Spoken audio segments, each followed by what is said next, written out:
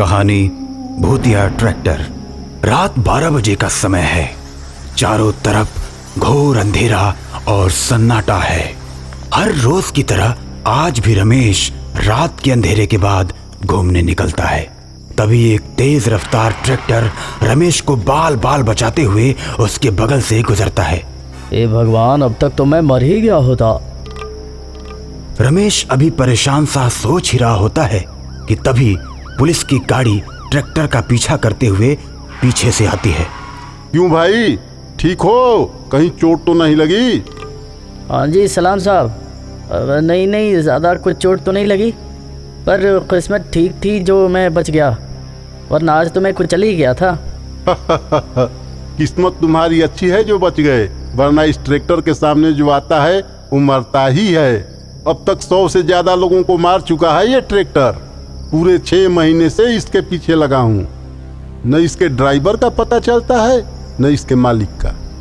हे भगवान, तुमने तो बचा लिया मुझे।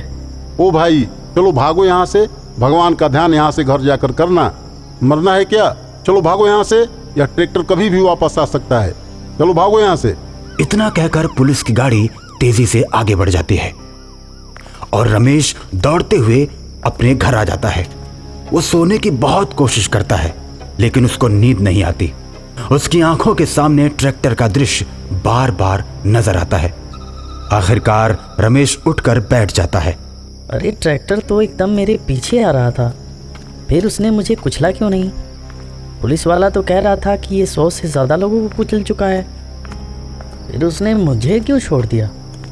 कुछ तो राज है। सुबह जब रमेश अपने ऑफिस जा रहा होता है तो रास्ते में भीड़ देखकर रुक जाता है। उतरकर देखता है तो फुटपाथ पर 4 लोगों की लाश पड़ी हुई है और भीड़ ने घेर रखा है। अरे भैया, ये किस गाड़ी ने कुचला इन लोगों को? भाई साहब, पता नहीं किस गाड़ी का काम है, लेकिन कुछ लोगों ने ट्रैक्टर की आवाज़ सुनी थी। वैसे ही ये कितने बजे का काम है?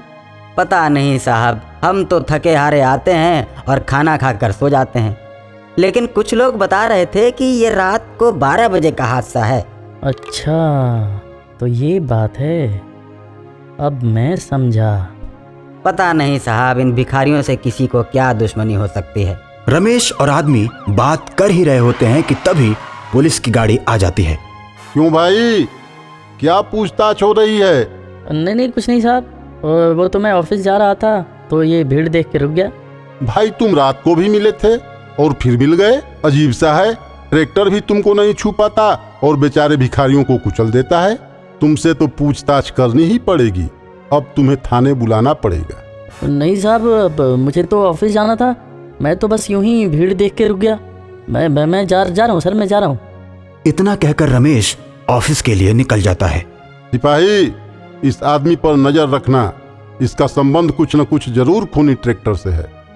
उधर रमेश ऑफिस जाते समय और शाम को आते समय पुलिस वाले और ट्रैक्टर की ही बात सोचता रहता है। फिर से रात को सोने की कोशिश करता है, लेकिन नींद नहीं आती और सोचता रहता है। तभी अचानक उसे अपने दोस्त के साथ हुई घटना के बारे में याद आता है। उसे समझ आ जाता है कि मेरा दोस्त अपने ऊपर हुए अत्याचार का बदला ले रहा है और रात को 12 बजते ही रमेश उसी सड़क पर जाता है जिस पर वो ट्रैक्टर मिला था। रमेश बीच सड़क में खड़ा हो जाता है और तभी खूनी ट्रैक्टर तेज रफ्तार से आता हुआ दिखाई देता है। थोड़ा पास आने के बाद वो हॉर्न बजाना शुरू कर देता है, लेकिन रमेश नहीं हटता और आखिरकार खूनी ट्रैक्टर को रुकना ही पड़ता है। ट्रैक्टर के रुकते ही उसका दोस्त कमलेश उतरता है, लाल लाल आंखें और नीला चेहरा। रमेश, तुम मेरे रास्ते से हट जाओ, मुझे अपना बदला पूरा करने दो। नहीं कमलेश, तुम गलत कर रहे हो। तुम बेगुनाह लोगों को नहीं मार सकते। नहीं रमेश, मैं सबको मारूंगा। जब मैं बैंक से पैसा लेकर लौट रहा था, लुटेरों ने मेरा पैसा लूटा और मुझे ट्रैक्टर से कुचलकर मार डाला। उस समय मुझे कोई बचाने नहीं आया, इसलिए मैं सबको मार दूंगा, किसी को नहीं छोड़ूंगा। रमेश दूर जाकर गिरता है और कमलेश ट्रैक्टर लेकर चला जाता है। भाई, मैं तुम्हें ही कातिल समझ रहा था, लेकिन तुम तो बेगुनाह हो। मैंने सब सुन लिया है।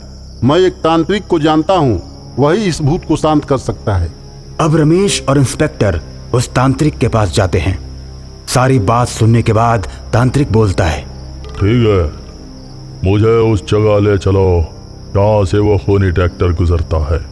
रात को 12 बजे रमेश, इंस्पेक्टर और तांत्रिक उसी रोड पर आ जाते हैं और थोड़ी ही देर के बाद खूनी ट्रैक्टर तांत्रिक की तरफ आता है।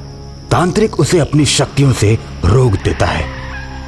ट्रैक्टर के रुकते ही कमलेश उतरता है और तांत्रिक पर हमला कर देता है। मेरे रास्ते से हट जा तांत्रिक, नहीं तो तुझे भी कुचल दूंगा।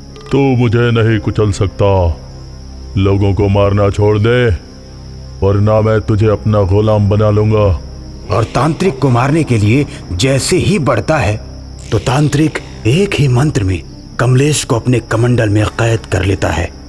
रमेश और इंस्पेक्टर दोनों खुश हो जाते हैं और तांत्रिक को धन्यवाद देते हैं।